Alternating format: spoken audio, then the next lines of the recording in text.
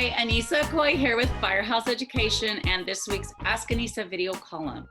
And this week, the question that came into me really kind of broke my heart. And well, here, let me just read it to you. So this question came in to me from a new viewer. Thank you so much for watching, Nicole. And here's what Nicole had to say. Hi, I'm new to a restoration company and I have been watching your videos to get as much information as I can. Thank you for what you do. It's very helpful. I have an issue with a fire job. The house has sat idle for more than 2 weeks. Content that could have been saved is now molding. The insurance wants to hire a third party to decide salvageable or non-salvageable. The problem is they have no sense of urgency. And when I finally get to start packing content out, I'm upset at how much will be ruined. I told the homeowner I would treat her stuff like I would want my mother to be treated. I meant that, and it's upsetting how long this job has sat. How can we handle this? What would you do? Well, Nicole, first off, I'm really sorry that this is the kind of situation that you find yourself in and you're dealing with this.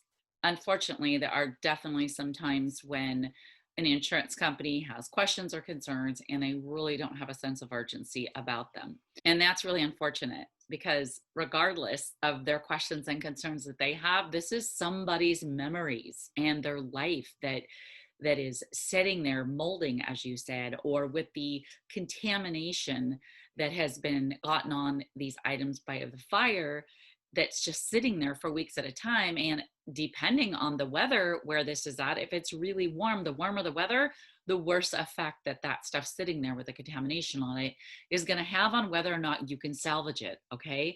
I mean, it's a little bit better, obviously, if the weather is cold, you know, you're in the wintertime kind of situation, but still for it just to sit there is not a good thing regardless. So number one, I'm really happy that you are so concerned and want to help your clients in the biggest way that you can get through this. And it seems like, I know you're new to this restoration business, but it seems like you are very well aware of how emotional this side of the claim is. Okay, so how would I handle this?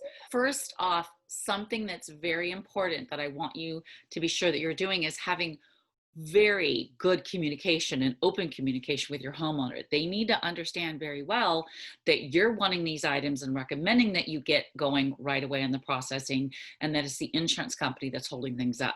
The other thing that I would tell you to do is to have a conversation with the adjuster who's handling this claim. Be sure that you are letting them know that these items sitting here are causing further damage, that things need to start getting processed and moved.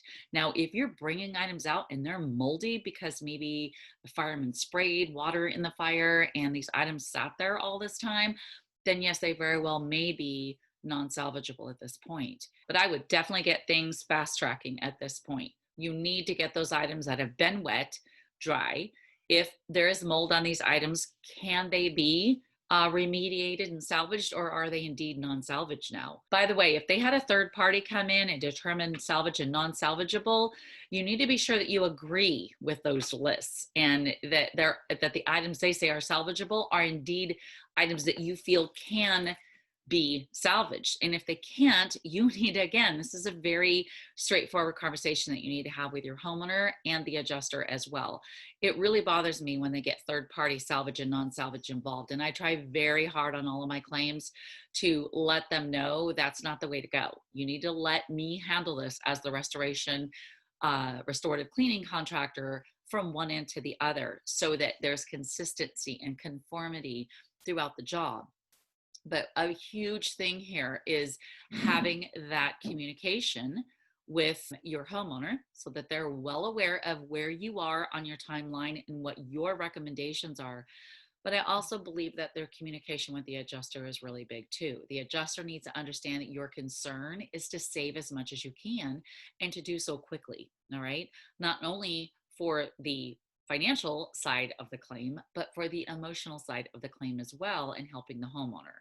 Another thing I want to say is if you have an adjuster stalling things out on a claim, don't hesitate to go over their head to their supervisor or manager and let them know that items are being damaged and there is further loss going on because we are not moving this claim forward.